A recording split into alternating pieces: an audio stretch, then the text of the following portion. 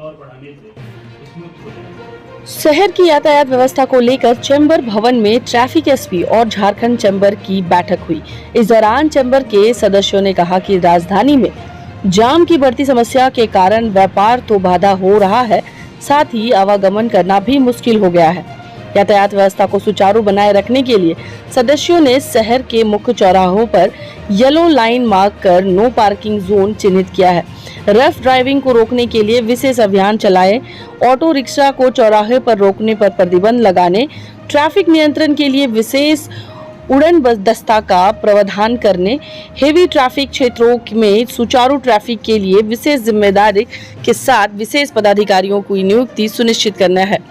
शहर के विभिन्न क्षेत्रों में ऑटो रिक्शा स्टैंड चिन्हित करने, ट्रैफिक जाम को सूचना देने के लिए व्हाट्सएप ग्रुप का गठन करने का भी सुझाव दिया गया।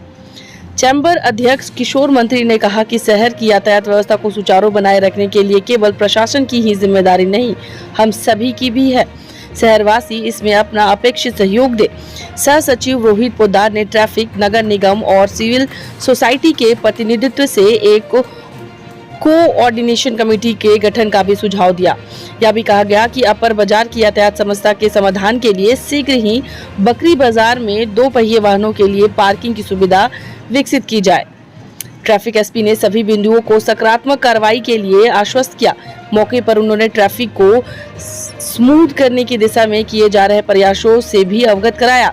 यह भी कहा कि रांची में 4 नए अतिरिक्त ट्रैफिक थाना का निर्माण जल्द किया जाएगा। ट्रैफिक पुलिस द्वारा लोगों के साथ होने वाले दुर्व्यवहार को मिली शिकायतों पर भी उन्होंने संज्ञान लेने के लिए आश्वस्त किया है। यह भी कहा है कि सोमवार को अपर बाजार विजिट करके पार्किंग व्यवस्था का निरीक्षण किया जाएगा। उन्होंने यह भी कहा कि शहर की ट्रैफिक व्यवस्था में सुधार करना मेरी प्रतिबद्धता है, जिससे सभी नागरिकों का सहयोग अपेक्षित है। प्रॉब्लम है उसको सॉल्व करने का ये एक प्रयास है, जहाँ पे हम लोग प्राय देख सकते हैं कि स्पेशली जो पीक आवर्स हैं हमारे यहाँ, जैसे मॉर्निंग में 2-3 घंटे या इवनिंग में 2-4 घंटे जो है उसमें ज़्यादा समस्या होती है। तो उसके लिए हम लोगों ने अपनी तरफ से कुछ पहल भी किया है, कुछ प्रयास कर रहे हैं। कुछ इंफ्रास्ट्रक्चर इम्प्रूवमेंट करने के लिए कुछ चीफ सेक्रेटरी सर के भी headed by chief secretary sir meetings भी हुई है। उसमें कुछ हम लोगों को निर्देश दिया गया है। उस निर्देश को प्राप्त करने के बाद रांची डीसी सर ने भी एक मीटिंग ली है।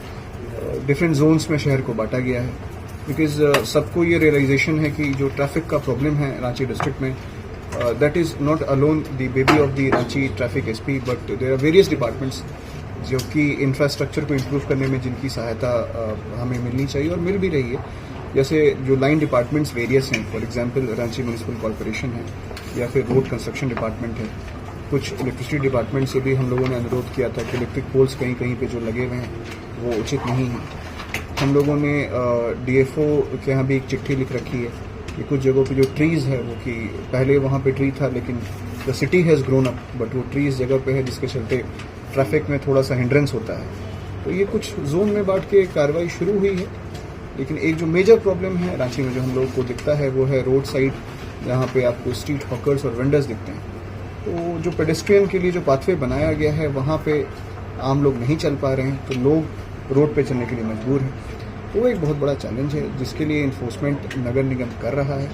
लेकिन वो एक पूरा उसका जो जब तक परमानेंट सोल्यूशन नहीं होता तब तक हमारी सड़कें चौड़ी नहीं हो पाएंगी। और फ्लो ऑफ व्हीकल तो आप लोग देख ही रहे हैं। हमने स्मार्ट सिटी से भी डेटा मंगाया था, per hour flow of vehicle जो है रांची में काफ़ी बढ़ा है पिछले कई दिनों में।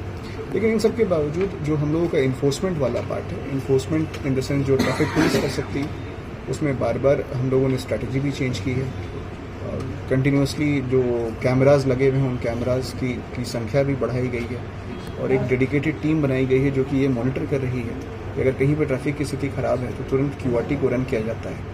मैं ये नहीं कह सकता हूँ कि स्थिति जो है वो पूरी तरह से बेहतर हुई है, but definitely step is in the right direction. आप लोग बहुत जल्दी देखेंगे कुछ और इम्प्रूवमेंट्स होगा। सर, आने वाले दिनों में जो फ्लाईओवर्स का निर्माण कर रहा है उसको आज हमारे बीच हमारे रांची यातायात आरक्षी निरीक्षक हमारे बीच उपस्थित हैं। पहले तो हम इनका स्वागत करते हैं। और ट्रैफिक की समस्या तो जिस दिन से हम लोग का झारखंड बना है उसके बाद से ये आगे बढ़ता जा रहा है, लेकिन पिछले 4-5 सालों में इसका समस्या का हल भी हुआ है। लाइटें भी लगी हैं, व्हाइट लाइनर भी बना है और कहीं न कहीं हम लोगों को गाड़ी खड़े करने के लिए स्पेस भी मिला है। लेकिन बृहत रूप से हम लोग चर्चा करेंगे और ये चर्चा सिर्फ आज नहीं होगी, एक आध सप्ताह के बाद में फिर होगी, ताकि लोग में अवेयरनेस आए और ट्रैफिक की समस्याओं को दूर करने के लिए चेंबर भी और आरक्षी अधीक्षक साहब भी इसमें बहुत इंटरेस्टेड हैं। आप रांची में ही पले बढ़े हैं, आपको रांची का पूरा ज्ञान है, यह मुझे जानकारी मिला है, तो ये बड़ा खुशी का बात है कि आप रांची के भौगोलिक स्थिति से आप अवगत हैं और निश्चित रूप से हम लोग अब ट्रैफिक की समस्याओं से कहीं न कहीं निजात पाने की ओर अग्रसर हो रहे हैं। धन्यवाद। देखिए 3 फ्लाईओवर्स हमारे शहर में बन रहे हैं। ये बहुत ही अच्छा प्रोजेक्ट है, बहुत ज़्यादा ज़रूरत थी। किसी भी आप शहर को देखिएगा, any capital city of any state of India, वहाँ पे फ्लाईओवर्स को बनाया गया है। पहला स्टेप फ्लाईओवर होता है, दूसरा स्टेप आपने देखा होगा कि वो मेट्रो रेल की तरफ जाते हैं या फिर अर्बन पब्लिक मोबिलिटी के लिए। तो यहाँ अभी हम लोग फ्लाईओवर्स का निर्माण देख रहे हैं। फ्लाईओवर बनने से निश्चित तौर पे, क्योंकि अभी वो ट्रांजिशन में शहर है तो समस्या बहुत ज़्यादा हो रही है, लेकिन जिस तरीके का रिक्वेस्ट हम लोगों को आता है, फॉर एग्जांपल जो यहाँ पे जस्ट L&T एक कंस्ट्रक्शन कर रही है, L&T को एक डेडलाइन दिया गया, उस डेडलाइन में उस प्रोजेक्ट को कंप्लीट करना है। तो L&T के जो मैनेजमेंट ग्रुप हम लोग रिक्वेस्ट किया था कि कुछ दिनों के लिए वो चाहते हैं कि देवेंद्र मांझी से राजेंद्र चौक को ब्लॉक करके फॉर 15 to 16 डेज टोटल उनको वो एरिया दे दिया जाए, ताकि वो दिन में भी और रात में भी उसको काम कर सकें। वो गर्डर्स प्लेस कर रहे हैं वहाँ पे। तो फिर हम लोगों ने ट्रैफिक को डाइवर्ट किया गया। हालांकि ये आसान काम नहीं था। अभी भी आप शाम में देखिएगा तो एक जो स्ट्रेच है थोड़ा सा नैरो होता है, वो एक बॉटलनेक है, लेकिन हर चप्पे पे वहाँ पे लगभग 17 से 18 ट्रैफिक कांस्टेबल और ASI को मैंने दूसरी जगह से निकाल के वहाँ पे लगाया है, ताकि ट्रैफिक को हम लोग सुचारू रूप से चला सकें। तो ये जो इंटरवेंशन है, इसी तरीके से कांके रोड में जो कांटाटोली में जो फ्लाईओवर बन रहा है, उसमें भी एक रिक्वेस्ट आई है, प्रोबेबली 10 के बाद या फिर 15 के आसपास। वहाँ पे भी रात में जो हेवी व्हीकल्स आती है, उनका ये रिक्वेस्ट है कि उधर हेवी व्हीकल्स को रात में नहीं आने देना है, बिकॉज उनका जो गर्डर्स है वो दुर्गा सोरेन चौक के पास उनके एक एस्टैब्लिशमेंट है, वहाँ पे उसको बनाया जा रहा है। तो वहाँ से वो रात में उसको लेके आना चाहते हैं और रात में उसमें काम करना चाहते हैं। तो उसमें भी हम लोग डेफिनेटली विल हेल्प देम, उसमें भी हम लोग डिप्लॉयमेंट करके उसको करवाएंगे। Because the whole idea is कि जितने जल्दी ये फ्लाईओवर्स बने, उतनी जल्दी आम लोगों की समस्याएं जो है वो दूर हो पाएंगी, एटलीस्ट कुछ बेहतर तो जरूर हो पाएंगी। सो जहाँ भी पॉसिबल हो रहा है उस फ्लाईओवर्स के निर्माण में जो भी मदद हम लोग कर सकते हैं अपने साइड से, we are always ready to do that, और हम लोग वो कर भी रहे हैं। लग रहा है गाड़ी, नीचे में काफी गाड़ियां लग रही हैं। पहले बिल्कुल नहीं लगती थी, अब मुझे लगता है कि पूरा फुल रहता है अटल मार्केट। ज्यादातर बिजनेसमैन और गाड़ियां लगी रहती हैं। नहीं, हम लोग बिल्कुल सहयोग करने के लिए तैयार हैं। हमने नगर निगम से बकरी बाजार में स्थान मांगा है। हमने बड़ा तालाब के किनारे जो इतना बड़ा स्पेस मिला है उसमें स्थान मांगा है। अटल मार्केट के नीचे हम लोगों ने ट्रैफिक की व्यवस्था रखी है, मतलब गाड़ी पार्क करने की व्यवस्था रखी है।